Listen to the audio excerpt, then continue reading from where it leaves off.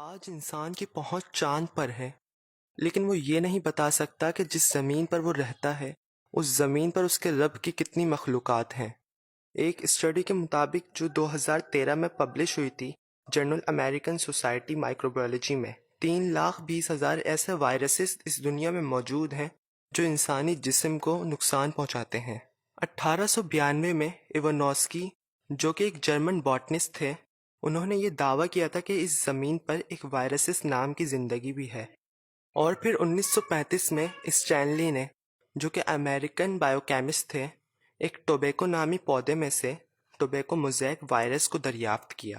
انسانوں نے اس دنیا میں جتنی بھی زندگیاں ہیں ان کو ان کی سملیرٹیز کی بیسس پر 5 گروپس میں بانٹا ہوا ہے، لیکن وائرسز اللہ کی ایک ایسی مخلوق ہے کہ جب ان کو دریافت کیا گیا تو یہ انسان سوچ میں پڑ گیا کہ اس کو کون سے گروپ میں ڈالوں، کیونکہ وائرسز کے کسی بھی گروپ سے کوئی بھی سملیرٹیز ہی نہیں ملتی تھی۔ وائرسز کا سائز 20 to 250 نینومیٹر ہوتا ہے، اور 1 نینومیٹر 1 میٹر سے 10 بلینز ٹائم چھوٹا ہوتا ہے، اس لیے اسے امیجن کرنا بہت مشکل ہے، لیکن ہم ایک مثال سے اسے سمجھ سکتے ہیں کہ ایک پیپر شیٹ کی جو تھکنس ہوتی ہے وہ 1,00,000 نینومیٹر ہوتی ہے۔ جس پہلے وائرس کی ہم بات کرنے جا رہے ہیں وہ ہے influenza. Influenza virus flu cause کرتا ہے، یعنی نزلہ کاز کرتا ہے۔ یہ ایک کانٹیجیس بیماری ہے، یعنی وبائی بیماری ہے۔ یہ ایک بندے سے دوسرے بندے کو لگتی ہے۔ آپ کو یہ جان کر حیرانی ہوگی کہ ہر سال انفلوئنزا وائرس 30 سے 50 لاکھ لوگوں کو بہت شدید بیمار کرتا ہے، اور ورلڈ ہیلتھ آرگنائزیشن کے مطابق 2.5 لاکھ سے 5 لاکھ لوگ ہر سال اس کی وجہ سے اس دنیا سے رخصت ہو جاتے ہیں۔ دوسرا وائرس ہے پیرامائکسو وائرس۔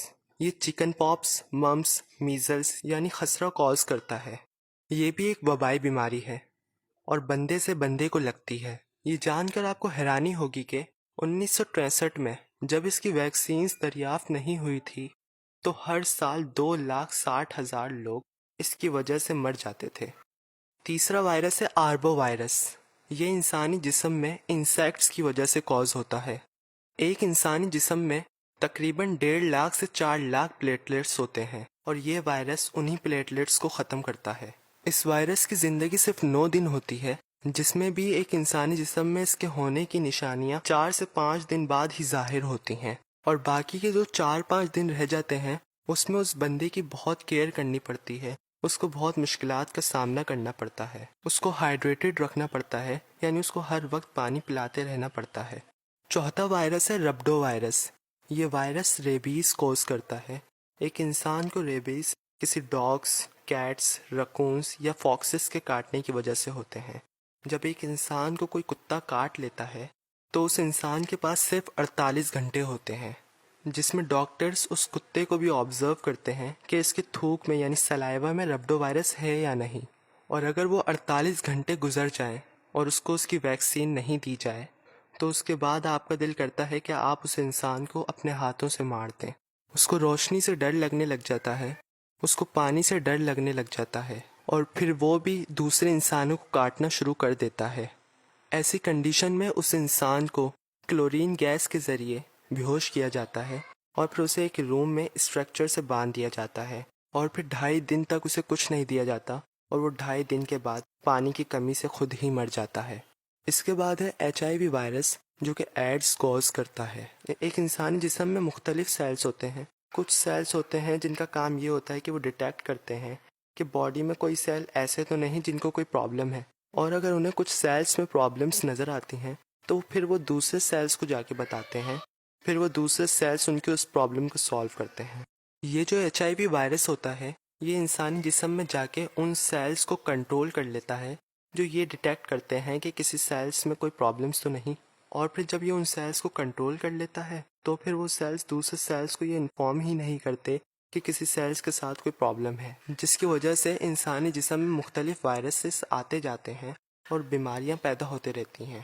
ایڈز ایک ایسی بیماری ہے جس کی کسی انسان میں ہونے کی نشانیاں 10 سے 15 سال بعد ظاہر ہوتی ہیں۔ اگر آج کسی انسان کو پتہ چلتا ہے کہ اسے ایڈز ہے تو تقریباً 10 سے 15 سال پہلے اسے HIV وائرس نے اٹیک کیا تھا۔ یہ ایک بہت اچھی اور نہایت ہی خوش قسمتی کی بات ہے یہ پوری دنیا میں وہ واحد ملک پاکستان ہے جس میں اس بیماری کے بہت کم مریض پائے جاتے ہیں۔ ورلڈ ہیلتھ آرگنائزیشن کے مطابق 2018 میں 37.9 ملینز لوگ ایسے تھے جو اس دنیا میں HIV کے ساتھ سروائیو کر رہے تھے، اور 7,70,000 ایسے لوگ تھے جو اس کی وجہ سے اپنی جان گنوا بیٹھے تھے۔ یہ ایک انسانی جسم میں سیکجول کانٹیکٹ اور ایک انفیکٹڈ خون کی وجہ سے ٹرانسفر ہو جاتا ہے، سرجیکل انسٹرومنٹ سے بھی ٹرانسفر ہو جاتا ہے۔ جب کسی انسان کو ایڈس ہوتا ہے تو اس کو بار بار بخار ہوتے رہتا ہے، اسے فلو ہوتا ہے، اس کو چیسٹ انفیکشن ہوتا ہے، اسکن کینسر ہوتا ہے، اور آخر کار وہ نمونیا کی وجہ سے اس دنیا سے رخصت ہو جاتا ہے۔ یہ وائرسز صرف 70% ہمارے کنٹرول میں ہے۔ اس کا مطلب یہ ہے کہ اگر ہم کوئی غلط کام نہیں بھی کرتے تو پھر بھی یہ ہماری باڈی میں آ سکتے ہیں۔ مثلاً ایک انسان جو بس میں سفر کر رہا ہے، وہ بس میں ایک لوہے کا پائپ پکڑ کر کھڑا ہوا ہے اور اس پائپ میں ایک نوکیلی چیز نکلی ہوئی ہے۔ بس کے ڈرائیور نے بریک مارا اور وہ جھٹکے سے آگے گیا اور اس نوکیلی چیز نے اس کے ہاتھ کو کاٹ دیا۔ اس کے ہاتھ میں سے خون نکلا اور اسے ایڈس تھا۔ اب دوسرا بندہ بھی اس بس میں سفر کرنے آیا اور اسی جگہ پر اسی پائپ کو پکڑ کر کھڑے ہو گیا۔ ڈرائیور نے پھر دوبارہ بریک مارا، وہ بھی جھٹکے سے آگے گیا اور اس کا بھی ہاتھ کٹا اور اس کا بھی خون نکلا۔ اب دونوں کا خون مکس اپ ہو گیا۔ اب جو HIV وائرس تھا وہ اس کے بھی جسم میں ٹرانسفر ہو گیا۔